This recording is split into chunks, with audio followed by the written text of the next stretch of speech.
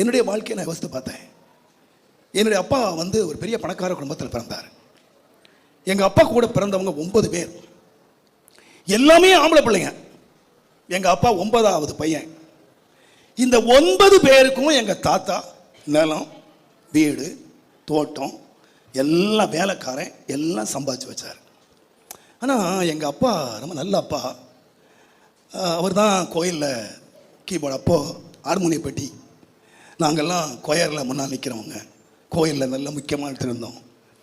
ஆனால் எப்படி கற்றுக்கிட்டாருன்னு தெரியல.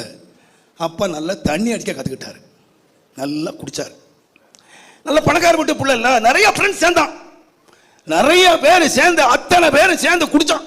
ராத்திரியும் பகலும் குடித்தான். எது வரைக்கும் எல்லாம் சேர்ந்து குடித்தானுங்கன்னா சொத்து முடிகிற வரை குடித்தானுங்க. அப்பா சொத்து ஒரு நாள் முடிஞ்சது. அப்பா ஒரு நாள் நைட் வந்தாங்க. என் சொத்தெல்லாம் சொந்தக்காரன் ஏமாத்தி எடுத்துக்கிட்டாங்க.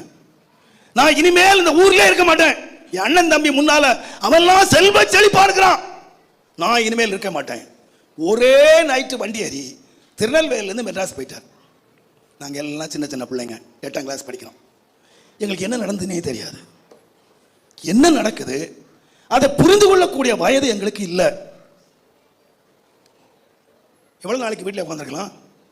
சரி, ஒருத்தர் வந்தார். நான் இப்போ சென்னையில் ஆவடியில் ஒரு ஊழியம் செய்கிறேன். அந்த ஆவடியில் மளிகை கடை வச்சிருக்கிற என் சொந்தக்காரர் ஒருத்தர், எத்தனை நாளைக்கடா இப்படியே உட்காந்துருப்பீங்க, நான் என் மளிகை கடைக்கு ஒரு ஆள் தேவை வாடான்னு கூப்பிட்டு வந்தார். நான் இந்த ஆளை நம்பி ஆவடிக்கு வந்தேன். என்னுடைய 14வது வயதில் என் வீட்டை விட்டுட்டு ஆவடிக்கு வந்தேன். சொந்தக்காரன் நம்பி வந்தாங்க. பாவி எருவ மாட்டை விட கேவலமாக வேலை வாங்கினாங்க. காலையில் 4 மணிக்கு எழுப்புவாங்க. சோம்பேறிகளா, இன்னுமாடா தூங்குறீங்க? உங்களே இல்லை, எங்களை எழுப்புன. எத்தனை மணிக்கு படுக்க சொல்லுவாங்க? 11 மணி 11 மணி படுப்போம். 14 வயசுல 4 மணிக்கு எழுப்புவாங்க. சோம்பேறிகளா, இன்னுமாடா தூங்குறீங்க, எழுப்புங்கடா. நல்ல ட்ரைனிங் கொடுத்தாங்க. 11 மணிக்கு படுத்து 4 மணிக்கு எழும்புறக்கு சூப்பர் ட்ரைனிங் மளிகைகளில் கொடுத்தாங்க.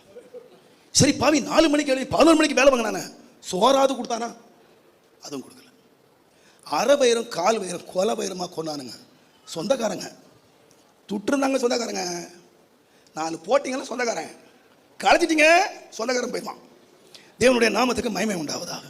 பாருங்க, எல்லாம் இருந்த போது இருந்தவன் எல்லாம் போயிட்டாங்க. எனக்கு என்ன பண்ணுறேனே தெரியல.